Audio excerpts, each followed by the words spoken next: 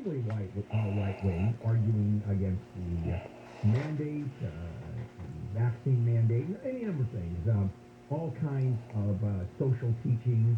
They're just not interested in what I would call a modern day society. I mean, they want to just change it all. They want to go back to when we were white, when we were conservative, critical thinking didn't exist. And so, what are they doing? Well, the word is out that this is the way to do it, and school boards are going in that direction.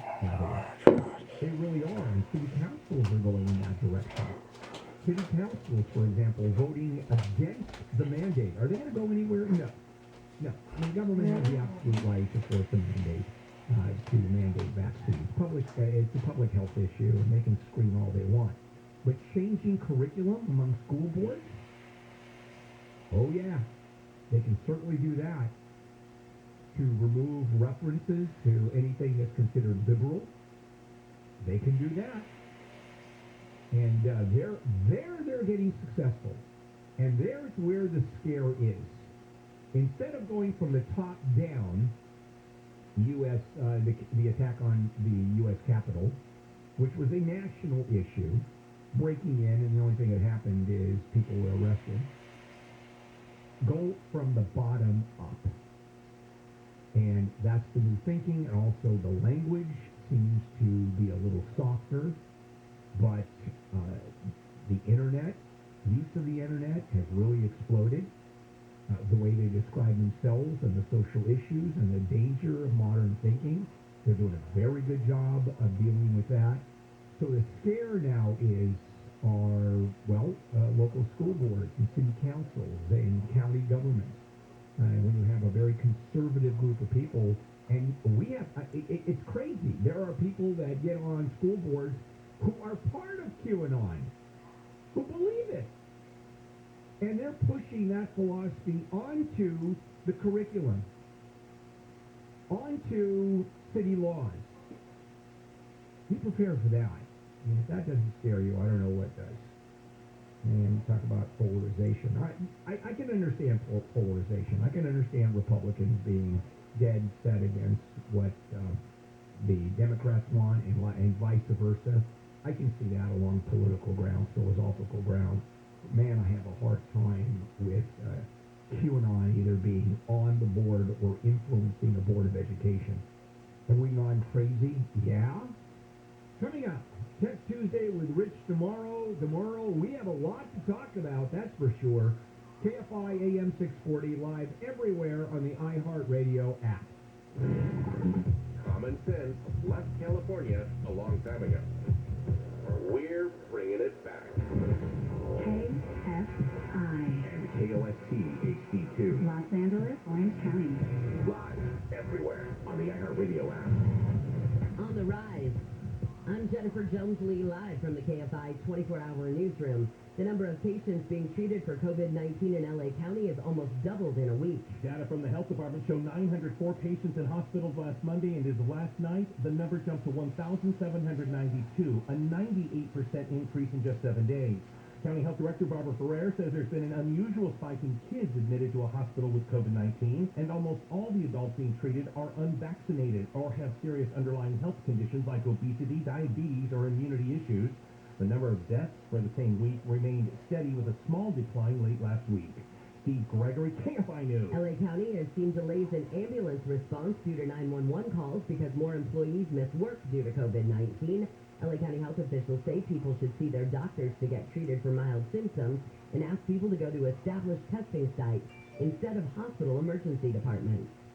Dozens of vaccine mandate protesters have picketed in Huntington Beach with signs that read, "Stop medical tyranny," and "Parents call the shots." This is 2022, and I officially declare it the year of the parent. Moms for Liberty Orange County Chair Catherine Rohinian says vaccine mandate infringe on parental rights. It is your right to decide whether your child's risk-benefit profile necessitates a treatment or not.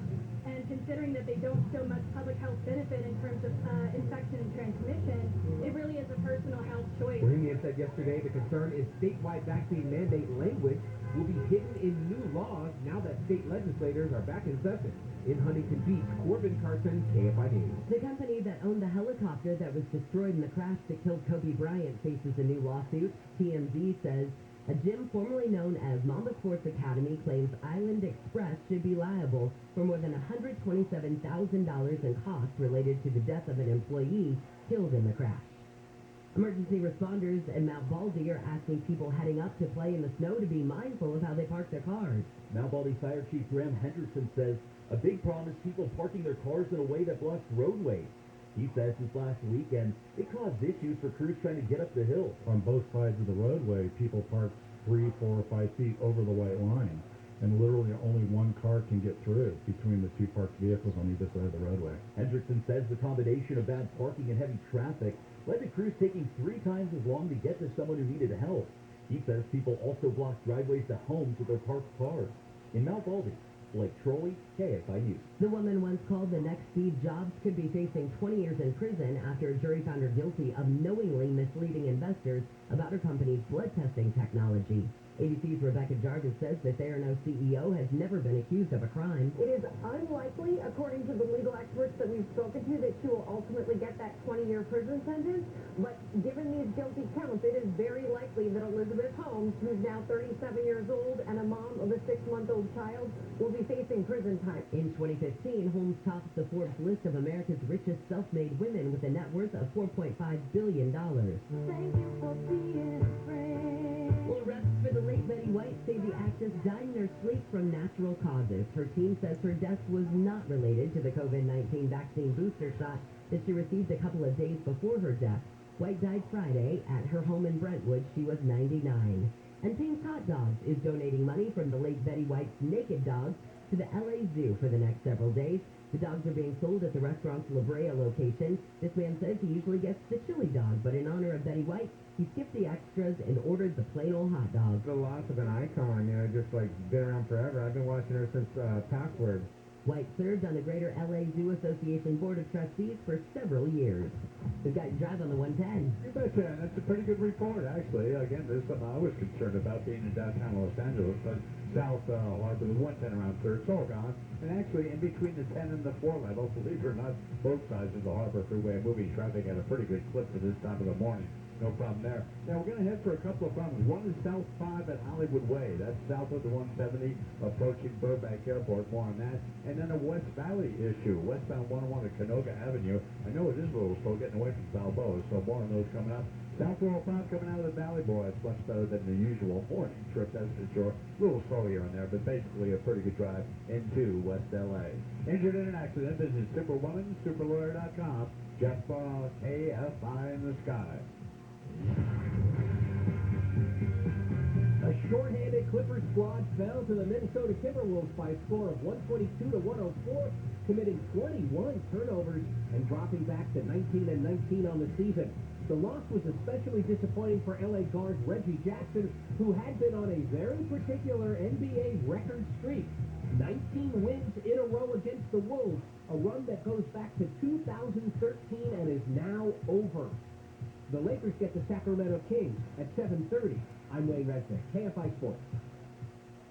It's about LifeSource, a system that, I have at home, and it's a whole house water filtration system. And it connects directly to your plumbing from the outside, which means that every single faucet in your home delivers this clean, super healthy water that you're bathing in, that you're washing clothes in, that you're doing your dishes. It's effectively bottled water quality. Can you imagine doing all of that with bottled water? And you can absolutely taste the difference. I mean, we certainly did. Your skin and hair will feel the difference. It doesn't have the chemicals in it. And there's no maintenance of any kind. No filters to change, no salt to add. They install and enjoy, you'll enjoy quality water. And it is really spectacular. And LifeSource is all about no middleman. You get factory direct service, installation, and expertise, and they truly know what they're doing. Call 800-334-5009, 800-334-5009. You can taste and feel the difference. Checking things off of your DMV to-do list is now a lot faster because now the DMV has made it even easier to take care of tasks online. It all starts there. Maybe you need to get your vehicle registration renewed or transfer a title. You can get it all done online from the comfort of your couch. So if you have DMV tasks, save yourself some time and get them done online. dmv.ca.gov. Ready when you are. Checking your KFI financial report, the Dow is up 261, S&P down 8, NASDAQ down 282, and the average price of a gallon of unleaded gas in California is $4.66. Your SoCal weather from KFI is a mostly sunny day ahead, but still pretty cool, as we'll just be in the mid-50s to the mid-60s, back into the upper 30s and low 40s for tonight. We lead local, live from the KFI 24-hour newsroom. I'm Jennifer Jones-Lee. All the latest on gadgets and stuff with KFI's resident handsome nerd. It's Tech Tuesday with Rich DeMuro. It is a Tuesday morning, January 4th, and let's check in with Rich DeMuro, who is our tech guy, and his social media is @RichOnTech. His website is richontech.tv, and he is the maven. Maybe. He's actually pretty good. Rich, good morning. Hey, good morning to you, Bill. Thank you. You're welcome. That was a compliment beyond all compliments. Now, you happen to be at CES in Las Vegas. Last year, it just didn't happen, except it happened virtually. Now, is it because Las Vegas is just wide open because it's Las Vegas, and it's all about tourism and people gathering together and eating and doing all that stuff? Or is it more about that they don't think COVID is a big issue? Well, they absolutely think COVID's a big issue, but there's a couple things going on here. So like you said, yes, last year the show went fully virtual, like everything else did last year. But this year, the CTA, the Consumer Technology Association, the trade group that puts on this show, they sort of just stood their ground. They said, you know what? At some point, we have to get back to reality. We've got to get back to some sense of normalcy, and we're just going to have this show no matter what. So what happened was they put a bunch of new restrictions in. Obviously, you have to be vaccinated. You have to wear masks. They're giving everyone COVID tests on the way in, on the way out. There's a whole bunch of, safety precautions in place. But then a lot of people dropped out. A lot of big companies dropped out. A lot of people, journalists aren't going. But I decided, I'm going to go to this thing, and I'm going to see what it's all about. Now, the Omicron thing is kind of new, so all of this was happening, and then we had the holidays, and then we had this surge. And so, it definitely makes this show pretty interesting. Now, the show floor opens tomorrow. Last night, we had a preview, and I got to say, at that preview event, Bill, it was unlike anything I've ever seen. It was probably double the area where they had it, but it was also half the people, or maybe less than half the people. So, we'll see what the show floor looks like. There are going to be some holes in the show floor, for sure. Yeah, well, usually, 130 people, 130,000 people go. It's the largest consumer show, certainly in the United States, if not the world. And what are the numbers relative to that? Because you couldn't get a ticket. I mean, there was always ways. I know it's for the industry people, but there was always a way for people to grab a ticket. So what are the numbers of attendees this year? Yeah, well, that's one, usually CES will be promoting the numbers. This year, they're not really promoting the attendance numbers, and I'm not sure we'll ever see those numbers for this year because I just can't imagine that they would be that high. But they are saying that they have 2,200 exhibitors. That's probably a little bit less than in years past with people falling out.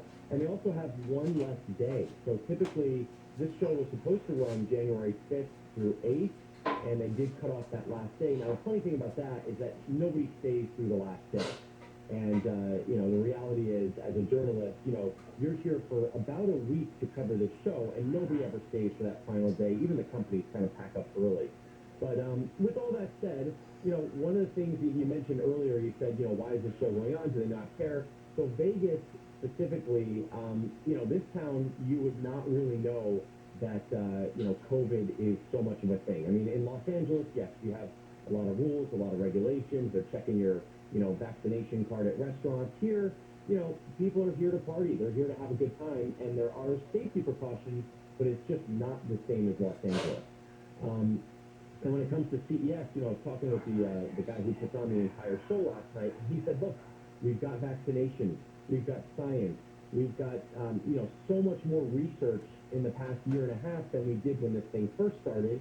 And we decided, based on all this information, that we could put on a safe show.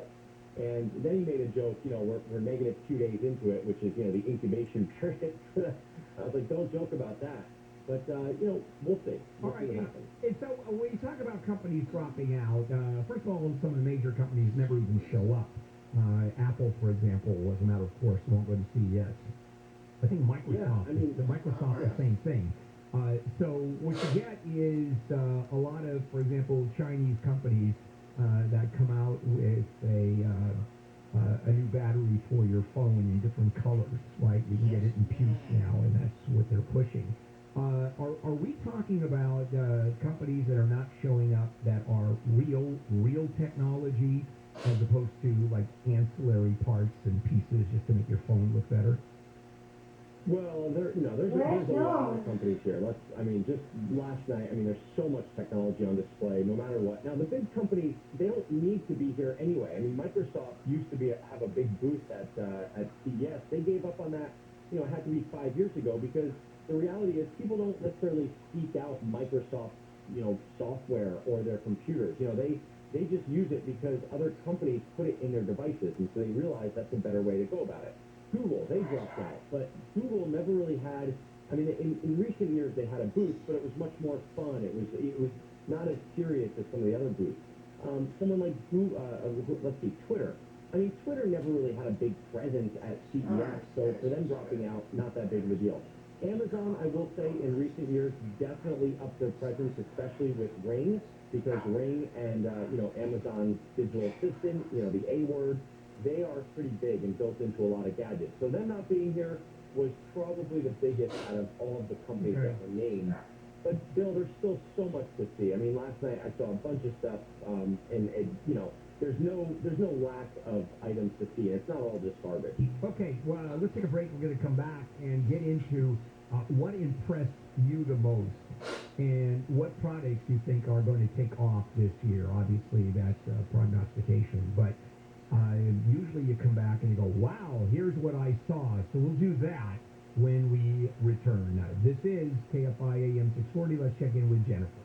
The CDC is shortening its recommendation on when people can get a COVID-19 booster shot from Pfizer. The timeline is now 5 months after a person receives their second dose. Ford is increasing production of its new all-electric F-150 Lightning pickup. The company says strong consumer demand drove its plans to nearly double annual production. And Washington's NFL team says it will unveil its new name on February 2nd. The team president confirmed, though, that the name won't be the Washington Wolves or Washington Red Wolves. We got your drive with VKFI in the sky next. If you're looking to leave your house, you're downsizing, you're getting out of Dodge, financial issues, maybe you inherited a home. So generally you list it with a real estate agent. 6% is what you get to pay for that.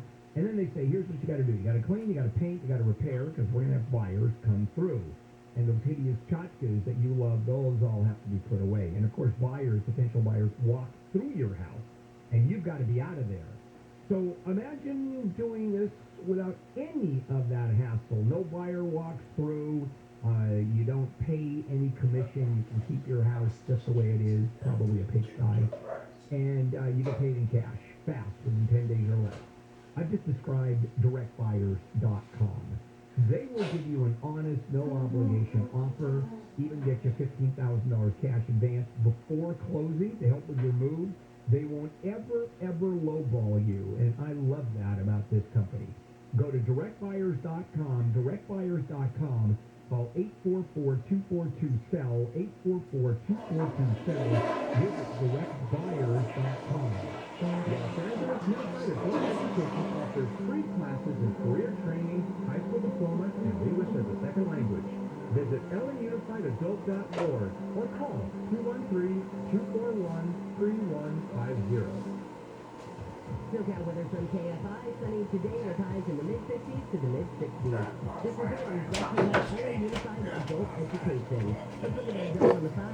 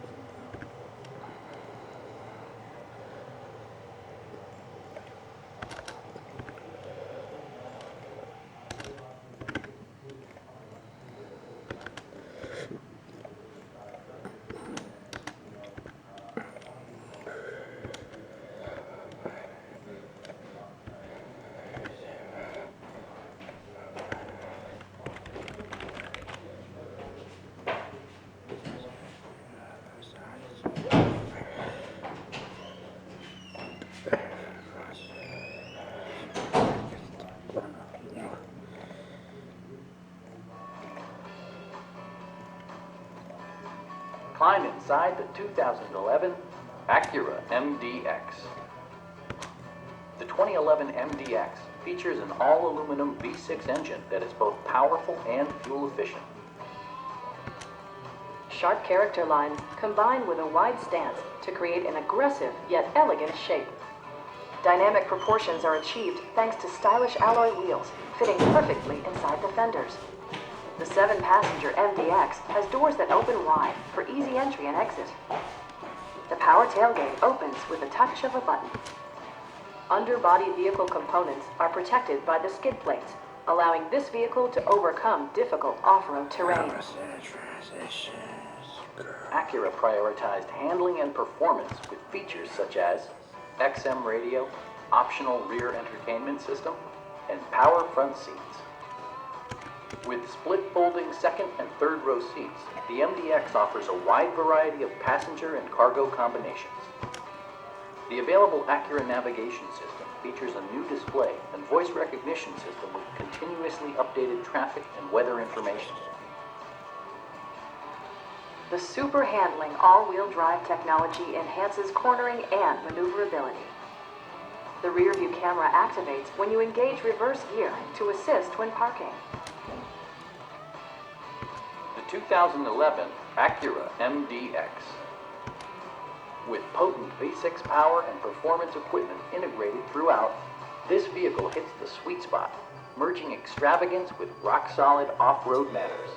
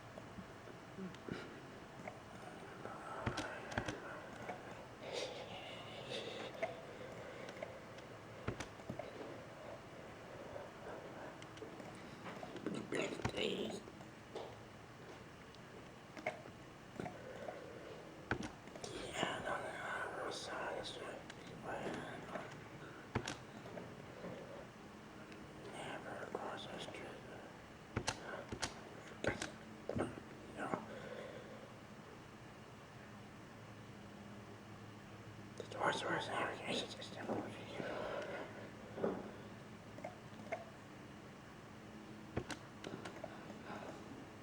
The Dodge Navigation System.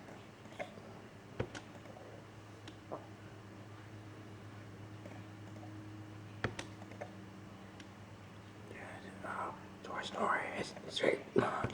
It's not worth it.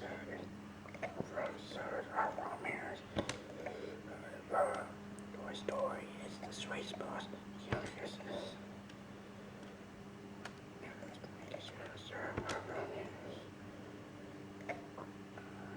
Two is where Christoph rose to all.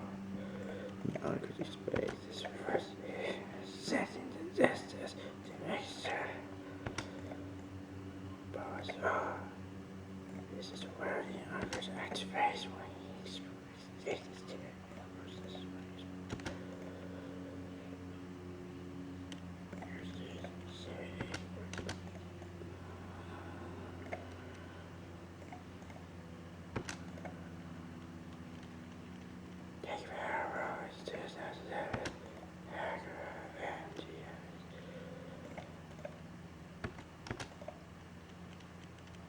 Yes, man.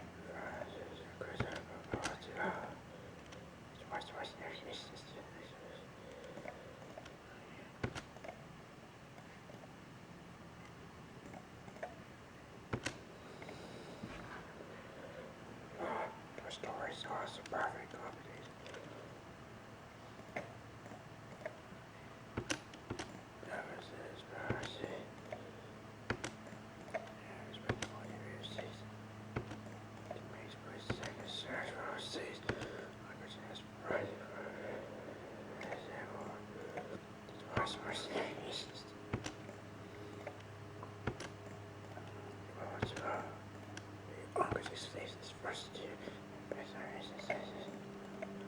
Yes, man. It's just a story, super, and you know, you trust this stuff.